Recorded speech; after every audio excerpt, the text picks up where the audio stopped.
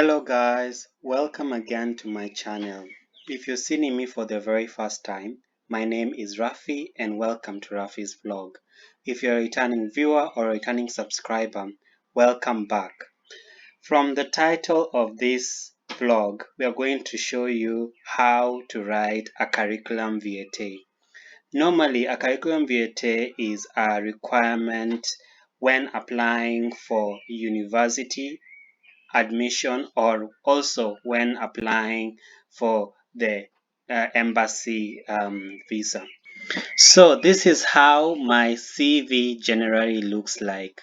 This is the same layout I used when applying for my master's here in Germany and also when applying for a visa to come and study here in Germany. So I begin with the curriculum vitae. So this curriculum vitae, there is the personal data whereby I filled in my name. This includes the first name, the middle name, and the surname. And also I filled in the nationality, which includes Nigeria, I have written here. And I filled in my address, my email address, and also my mobile phone number. In this section, there is the objective part, like what is your objective? What's your mission in this? So you are probably seeking a space to study in the University of maybe Leipzig to pursue a certain program. And also in your objective, you need to state what's the importance of your degree program, like how will it benefit the society, because that's an objective that you aim at. Educational background, you begin in a chronological order. So you begin from your high school, or maybe you went to college and then you went to university and then you went to do other masters or your PhD. All of these educational aspects fit here in this section. And please don't forget to mention some of the courses and the programs that you did that are also relevant to this program that you are applying to. So for example, you're applying for Masters in Development Studies and you happened to do developmental issues as a module in your bachelor's level, then please include it that these are the modules I did under your bachelor's. So you got your bachelor's, like Bachelor's of Arts in International Relations, and these are the modules that you did, and also your GPA, like your grade, what did you get as your final grade? And if you did a bachelor thesis, please write your bachelor thesis there. That's your bachelor thesis that you did, which bachelor thesis that you did, and just a little bit about your bachelor thesis. If you finished your KCSE, what grade did you get in your KCSE? And if you did a college, which are the grades, everything, where you studied, and all the grades must be included in this educational aspect.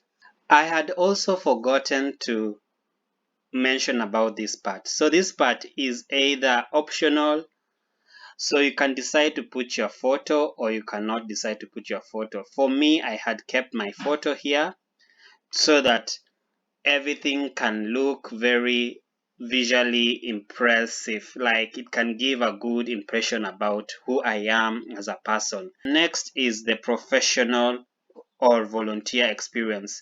Here you put all the professional experience and volunteer work that you have done in the past in a chronological order from the past to the present up, you see, to date. So you put the company and you put what are the responsibilities that were involved and how you were able to tackle some of the challenges, and how you were either given awarded maybe best employee of the year. All of these things fall under this place. So the next place is the research experience. You can also mention what researches have you done in the past. So you can briefly write about the bachelor thesis that you did, the title, and give a short and precise review of your bachelor thesis. and also any other research that you have done, and all the fieldwork study that you have done, and give also a brief explanation of what it entailed and in which years and which months. Please note that you should also put this because you are applying for a master's. You need to prove that you have done research in the past and you are an experienced researcher. This other space is the research interest. Like, what are you interested in? So you need to write all the topics that you're interested in here. Like, maybe I'm interested in development planning and cooperation. I'm interested in mediation and conflict. I'm interested in peace and conflict. I'm interested in international development. These are the things, just a short topics of what you're really interested in. In every academic work, there is always conferences that you may have at or you may have attended. So please write some of the conferences that you have attended and delegated, and what were they involving, and what was the title, who are the peers, speakers, and things like this. You should write all these conferences here in this section. The other part is the personal skills and competencies. Can you use Microsoft Word? What are your ratings, your interpersonal skills, your leadership skills? Can you rate them one by one?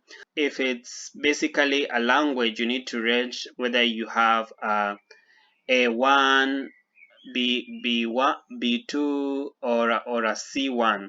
C1 basically means you're proficient, so you need to give them into those specific categories. You can also look through other different websites on how to rate your competencies on your CV. Last category is the referees, where they work and their emails, their contact numbers, everything that can be reachable to them. The office address, probably you have the email address, the phone number, that is okay. At least mention either 4 or 3, it's okay. Well, I would also like to say thank you so much for viewing my channel.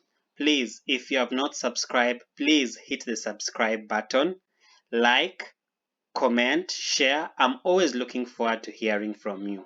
Thank you so much, and stay tuned as I show you how a German CV should look like in a short glimpse.